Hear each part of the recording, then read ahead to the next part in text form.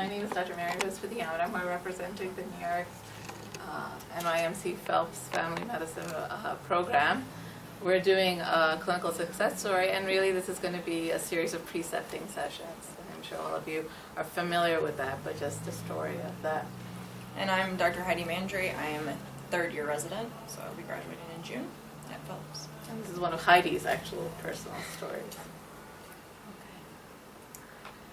Friday afternoon precepting is always a challenge, for inevitably a patient walks in at 4:30 and all the residents want to leave at 4:30. And so one Friday there was a patient who came in with a pimple at 4:30.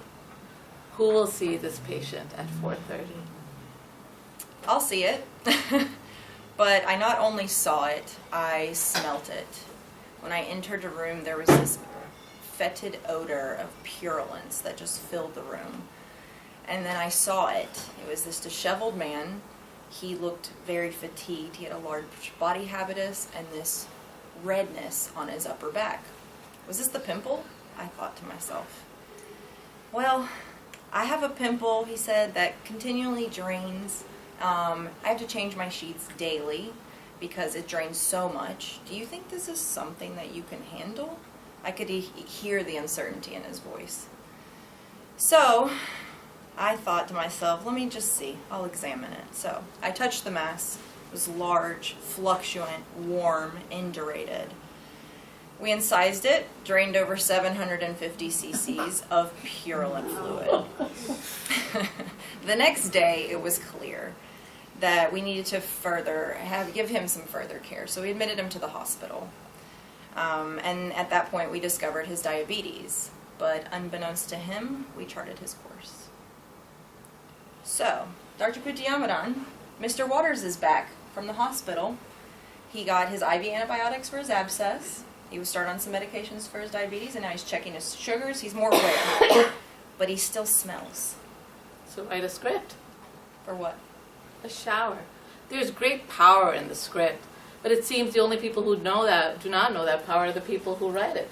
So write a script. Shower daily. Okay. Sounds good. Hey, is that a beer?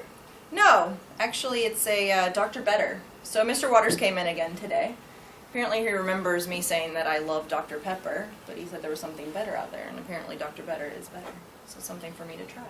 It's funny, in his clinic sessions, together at the end, he always brings me something, whether it's sugar-free candy, whether it's this new kind of mixed corn, or a rare seed that he gets every time he goes into the city. Every Wednesday he takes the train into the city to just walk around and discover things.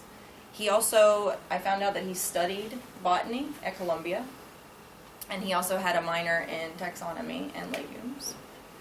The other thing is that his parents are both lawyers, and he still lives at home with them. And then he also brought the other day, it was like this little mini corn, about this big, and it was like a hybrid of different types of corn. Heidi, you can never judge a book by its cover. That's the wonderful thing that we do in family medicine. So guess what, Dr. Putiamadan, Mr. Waters is back. It's been 3 months since he's been in the hospital. His A1C is now 6.6 from 11.6. He checks his sugars all the time. And guess what, he no longer smells when he comes to clinic. But there's still something that's not right about him.